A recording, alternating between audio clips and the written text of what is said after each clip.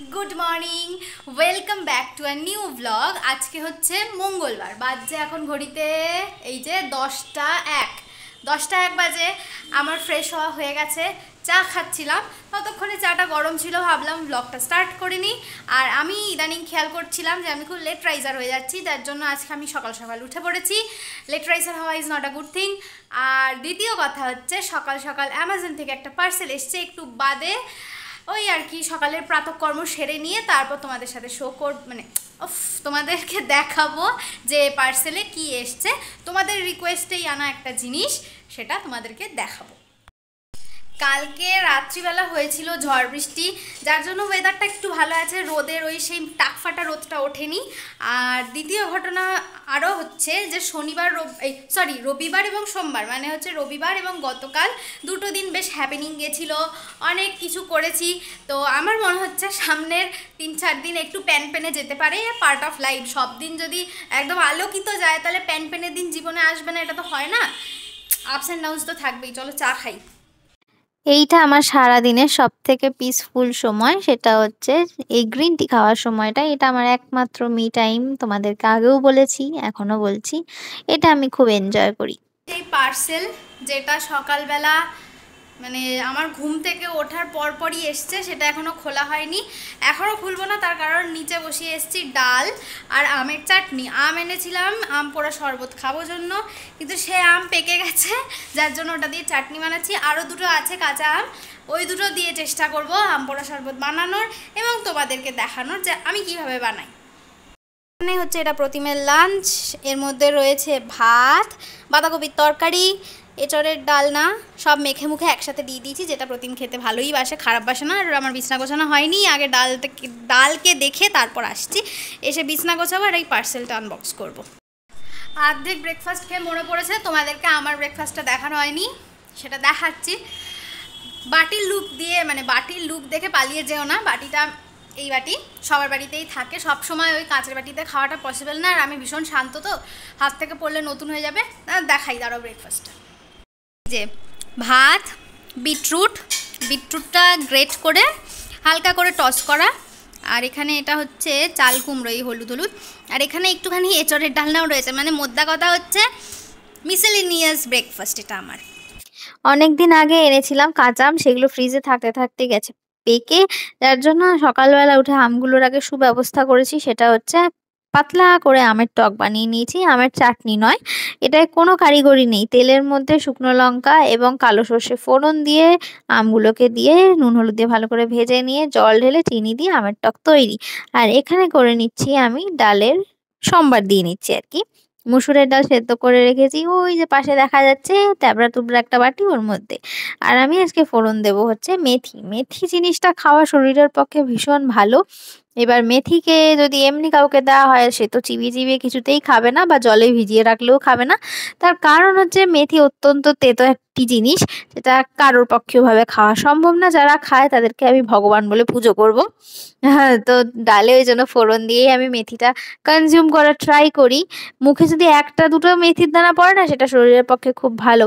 এটা বেশ ভালো একটা অ্যান্টিব্যাকটেরিয়াল এজেন্ট হিসাবে কাজ করে। এছাড়াও মেথির অনেক গুণ আছে, চুলের জন্য ভালো, স্কিনের জন্য ভালো, পেটের জন্য ভালো, মানে কি গুণের নেই, সব গুণ আছে। তার ফোড়নেও গুণ, চিন্তা করতে পারছো? যাই হোক, এভাবে মেথি ফোড়ন দিয়ে আমি মুসুরের ডাল সম্বার দিয়ে নিয়েছি। ডালটা একটু ফুটলেই জাস্ট নামিয়ে দেবো, দ্যাটস ইট। এখন খুলবো হচ্ছে এইটা খোলার যেটা ভিডিও, সেটা রিলসে দেবো, তা সেটা এখন এখানে দেখাচ্ছি না। এটা খুলে নিয়ে তারপর তোমাদের দেখাচ্ছি, দাঁড়াও। এই যে আমাদের পার্সেল আনবক্স হয়ে গেছে। আমি না প্রতিম ব্যানার্জি একটা মাইক্রোফোন অর্ডার দিয়েছিল, তোমরা বলছিলে সাউন্ড আসছে না, এবং সত্যি আসছে না সাউন্ড ভালো করে। এই যে সেইটার, এটা কি বললি আমাকে শেখালি? অ্যাডাপ্টার না, এটা রিসিভার, আর এটা ট্রান্সমিটার। হ্যাঁ, তো এই হচ্ছে আমাদের পার্সেলের ভেতরে ছিল। আর একটা ছোট্ট ডেটা কেবল দিয়েছে, যেটা কিনা একদমই এইটুকুনি। এটা দিয়ে কী হবে আমি জানি না, ফর চার্জিং পারপাস। আর এইটা দিয়েছে আইফোনের জন্য। আমার তো আইফোন নেই, কেন দিল? এটা একটা পাওয়ার ব্যাংক, ঠিক আছে না, আমাকে এটা কেন দিল বল? আমার তো আইফোন নেই, দুঃখ দিল। আরে বাবা, তুই তোর ফোনটা একটুখানি দয়া করে রাখলে ভালো হয়, কারণ এইটা ওটার সাথে লাগিয়ে দেখবো তো। ওকে, এটা তো ভার্চুয়ালি দেখা যাবে না। ওকে, তো আমরা একটা নতুন স্পিকার কিনেছি, মানে নতুন, সরি আমিও আবার ভুল বলে ফেললাম, নতুন মাইক্রোফোন কিনেছি, ঠিক আছে? তো এখন সেটা সেটিংস নিয়ে অনেক ঝামেলা চলছিল, ঠিক আছে? তো আমি ফাইনালি একটা সেটিং করেছি, হ্যাঁ। এবার সেটা আমি আরেকজনকে দেখাতে চাই, প্রচন্ড ঝামেলা করেছে আমার সাথে, ঠিক আছে? ফোন ক্যামেরার সাথে সেটিংস হচ্ছে কি হচ্ছে না। Can you please try this once? Can you please try this once? একটু দেখ, একবার ট্রাই কর, নিজের ওখানে লাগা, ইয়েটা স্পিকারটা লাগা, ওই জামার ওখানে লাগা। এখন যে মাইক সেট আপ করছে ফোন ক্যামেরা দিয়ে, ইয়া ক্যান ইউ প্লিজ টক? খালি পায়ে এসছিস কেন? এবার দেখা যাক সাউন্ডটা রেকর্ড হচ্ছে কিনা। যদি রেকর্ড হয় তাহলে তুই আমায় কি খাওয়াবি বল? পরে ভেবে নাক দেখছি। ফাট দিতে বলে নাক ফাট দিবি? কি করে দেয়? না আমি দেবো না, আমি জিজ্ঞেস করেছি। তাহলে নাক ফাটা দিয়ে দেখা।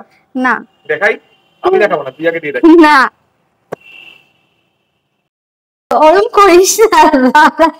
আমি চান করবো, কল আছে। দাঁড়া দাঁড়া একটু দাঁড়া, দেখা আমাকে কি করে করলি। তোকে দেখাবে না, তুই প্রতিবার যখন অন করবি ওটিইটা অন করে নিবি, ব্যাস তাহলেই হলো। আমাকে করে দিবি? আমি পারবো না। না এই আমার আগে করে দিবি।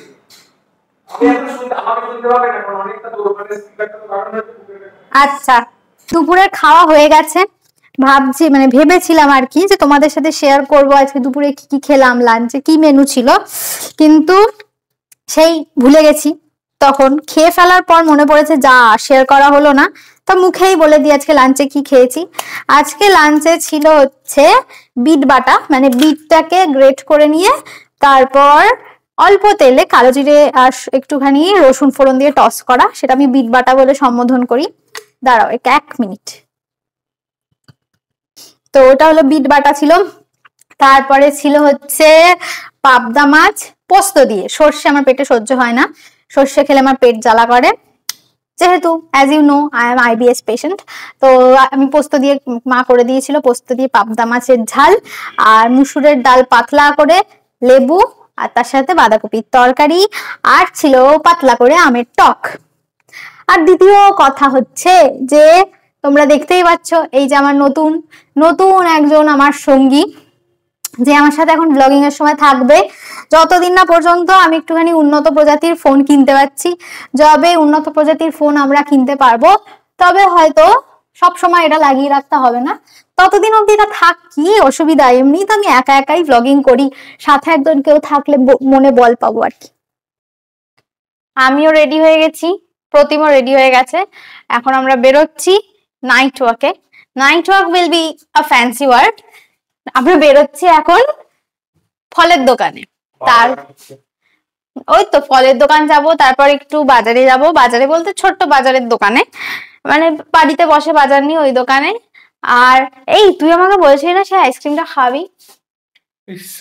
মনে আছে তো? আমার সব মনে থাকে, আমি কিছু ভুলি না।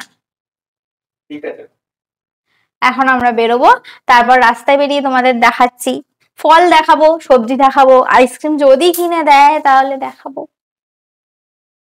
আমরা বেরিয়ে পড়েছি আমাদের বাড়ির রাস্তা দিয়ে, আমরা মানে গলি দিয়ে। এখন আমরা যাচ্ছি টুকটুক করে, আগে যাব ফলের দোকানে। এক্ষুনি হোঁচটকে উল্টাতাম, আমি হালকা করে একটু ঢেঁড়স আছি।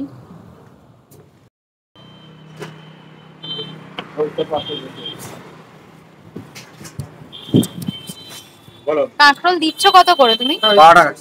হ্যাঁ 10 টাকা হবে, 10 টাকা। এই তো বিক্রি হলো অনেক ছিল তা। আর এই ছোট ছোট দেখলে দানা আছে, দানা হবে। কাঁকরোলের সাইজ গুলো, কাঁকরোল চলে গেল, কাঁকরোল চলে গেল, কাঁকরোলের সাইজ গুলো দেখে অজ্ঞান হয়ে যেত। এই ধনেপাতা নিয়ে নাড়াচাড়া করছি বটে, কিন্তু ধনেপাতার সিজন এখন একদমই নয়, কিন্তু অল্প করে একটা ছোট্ট গোছা ধনেপাতা নিয়েছিলাম, তার কারণ লাউ নিয়েছিলাম বলে। লাউতে ধনেপাতা খেতে না ভীষণ ভালো লাগে, 5 ফোড়ন ফোড়ন দিয়ে।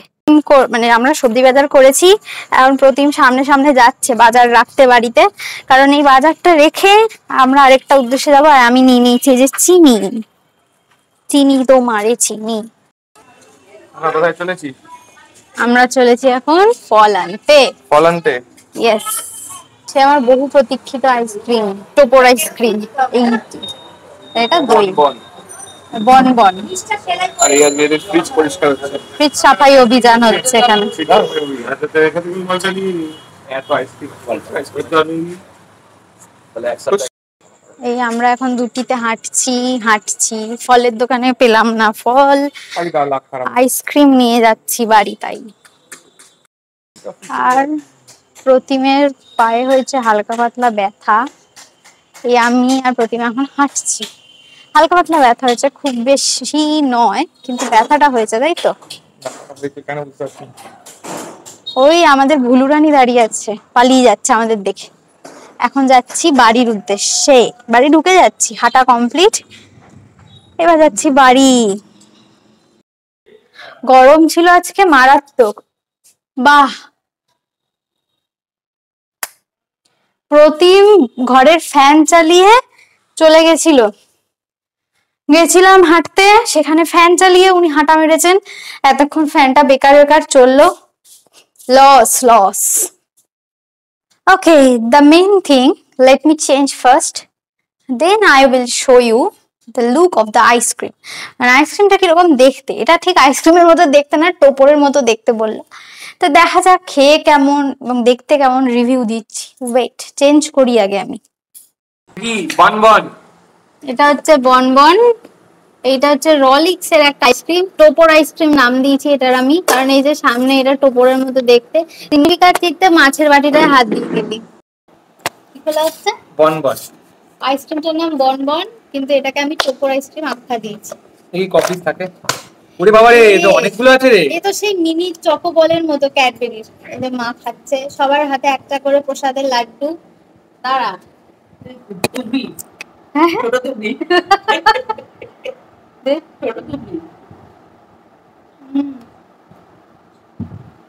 ওখান থেকে আরেকজন তাকাচ্ছি, যদি না দেওয়া হয় তাহলে পেট খারাপ করে। রিভিউ শেয়ার করে। পুরো চোকোবার যেরকম হয়, দারুন বন। আমার মুখে রেখে জন্য কথা বলতে পারছি না, শেষ করে বলছি।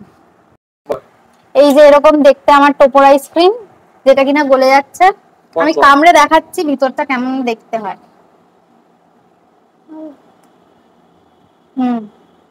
বাইরেটা চকোবারের মতো আইসক্রিমের কোটিং, সরি চকলেটের কোটিং, আর ভিতরটা এরকম সাদা আইসক্রিম।